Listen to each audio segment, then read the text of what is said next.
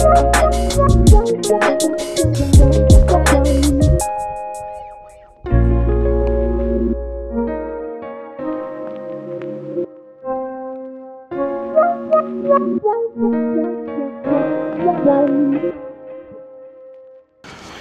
is DJI Avata 2.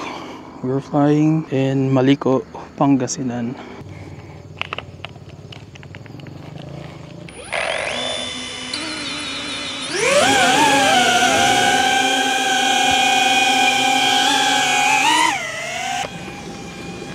DJI Avata 2. I'll link the settings in the description.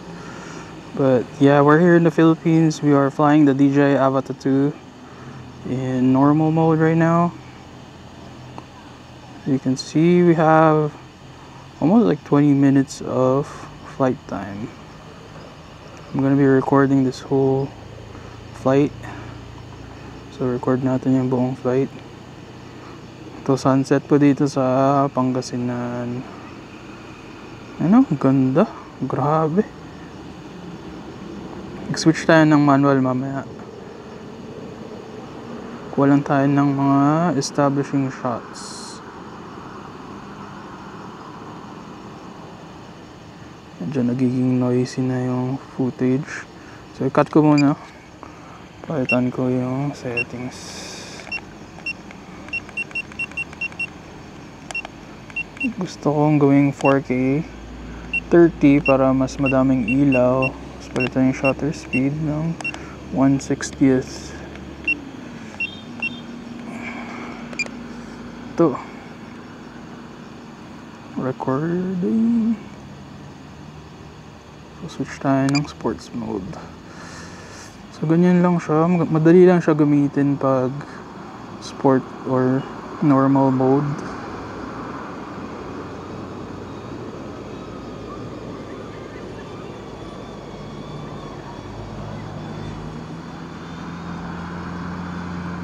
Punta man tayo dito, tapos dito ako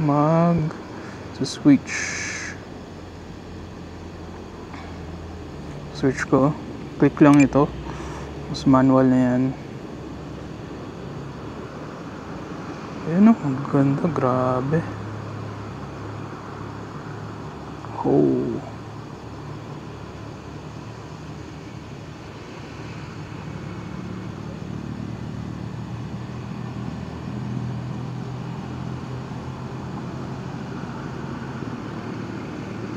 walang signal.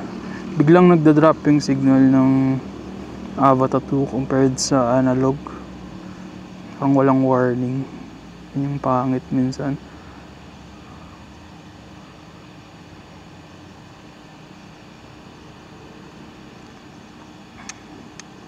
Adjust yung camera angle. Gusto ko ng 30, pero okay man. So, yung tip sa signal, pag nakaharang yung bato, kunwari dito, may nakaharang kasing bato, kaya parang nahirapan siyang mag-connect sa drone. Dapat line of sight siya, yung controller mo tsaka yung drone, para walang signal loss. Sorry, first time ko to pala. Ako si EJ, taga Baguio.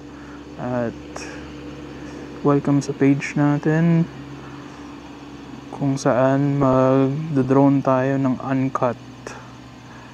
So papakita ko sa inyo kung paano kumuha ng mga shots, diba? So balik tayo dito. Yan, ang ganda oh.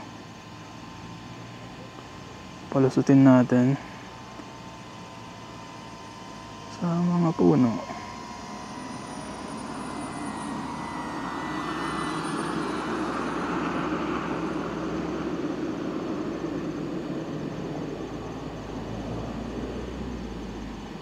Ganda oh, grabe. Masyado pang mabilis. Siguro 25 lang ito.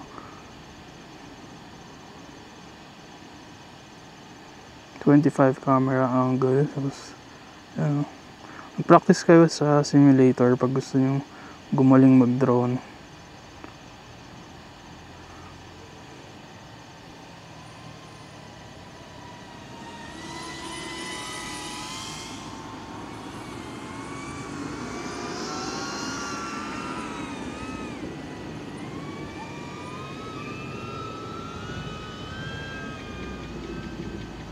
Ano, ganda dito. Grabe. Huwag na tayong lumayo kasi 60% na lang yung battery. Yung sa Avata 2, pag bumaba siya ng 50, wow. Pag bumaba siya ng 50, mahirapan na siyang lumipad. So, keep in mind lang yun mga guys. Kasi, baka mahirapan kayong magpabalik. Or kung nagda-dive kayo, tapos mababa na lang yung battery, mahirapan kayong mag-recover. Kasi wala na siyang power masyado. Yun yung napansin ko sa drone na to.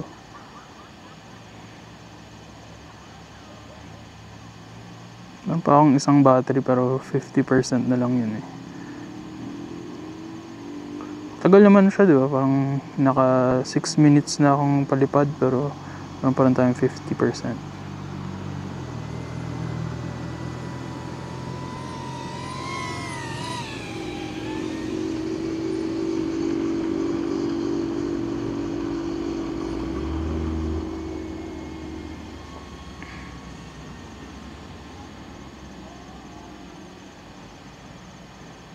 Wala na akong signal dito. Bigla siyang nagda-drop, yun yung pangit. Akit nga tayo, tapos mag-dive.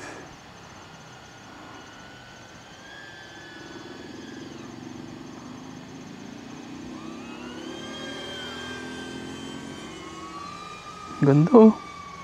Kala nyo may ganito sa Pilipinas oh.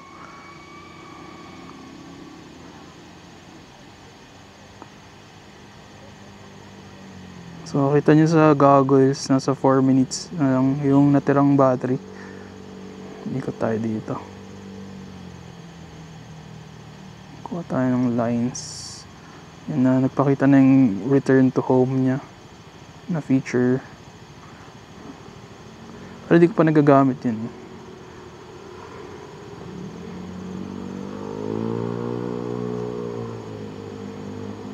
Yan na, parang humihina na yung signal niya or yung power niya kung napansin niyo.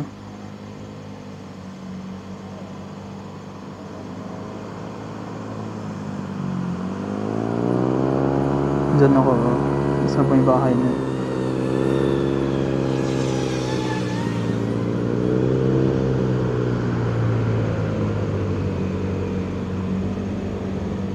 Boom boom boom. Woo-wee! So delikado po yun, no? Parang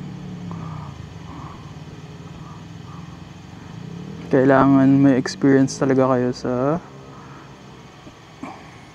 simulator bago nyo gawin yun. Yun lang ang mapapayo ko. Kasi kung wala, makakrush nyo talaga tong drone na to. Ayun, meron siya yung pause button pero iwasan natin gamitin yan kasi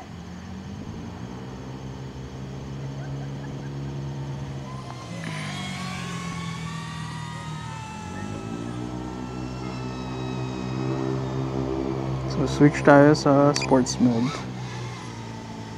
Kuha tayo ng mga mababagal na shots.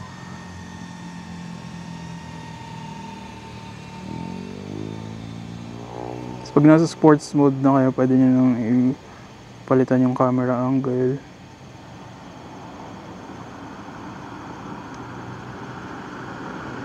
Ganun lang. Easy lang. So, yan na. Naging low battery na siya. So, stop and start button.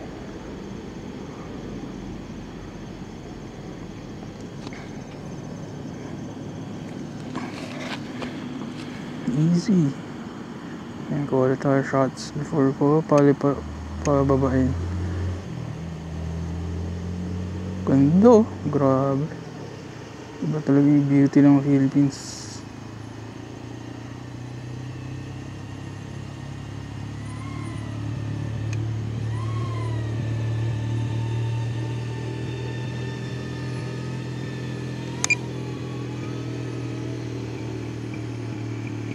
Hanapin natin yung papa ko.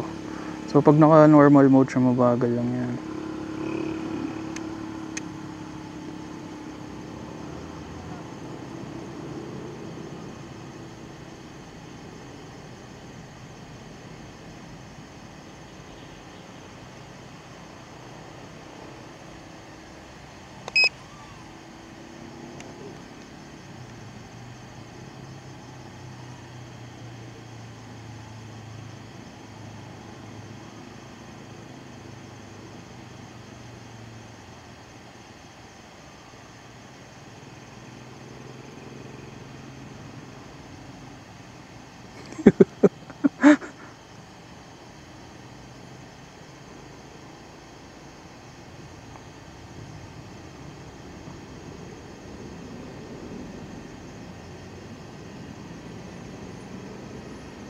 So at least 11 minutes na tayo.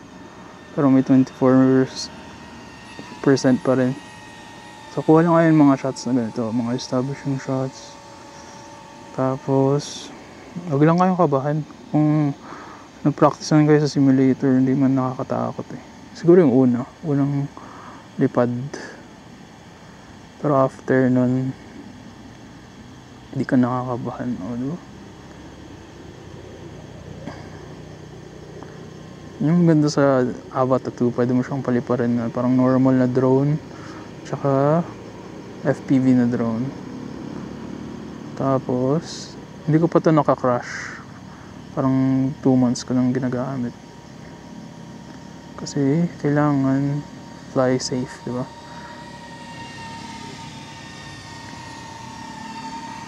Yan. Wala ko masyadong i-risk yung battery life kasi wala kasing power to pag mababa na yung battery life. Ito ko lang tayo nung nagro-rotate siguro na siya.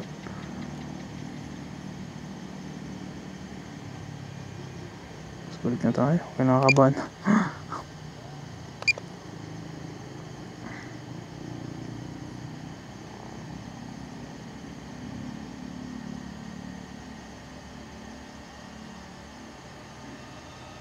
So, kung ilaland na siya, usually yung ginagawa ko normal mode para mas madali. Tapos pag malapit na, pag outside, doon mga tatanggalin.